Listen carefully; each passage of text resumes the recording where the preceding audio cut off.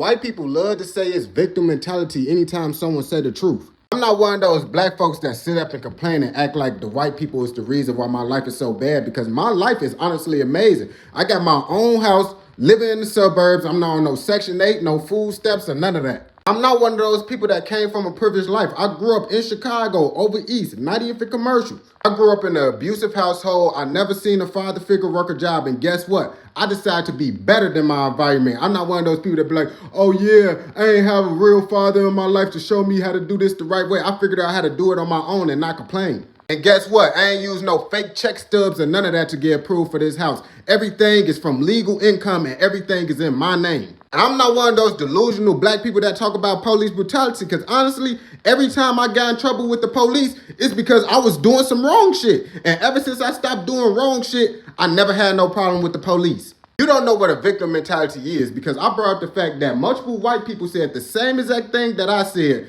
but they is not being called idiots. But I'm being called an idiot inside my comments. So is it victim mentality when the white people be like, oh, y'all only saying this because I'm white. If I was black, y'all wouldn't have a problem with me doing this. I hear that all the time from white folks on news platforms, on social media platforms, so I guess y'all got a victim mentality too. But I will say the only reason I don't have no problem with white people and the police in the real world is because I know how to code switch.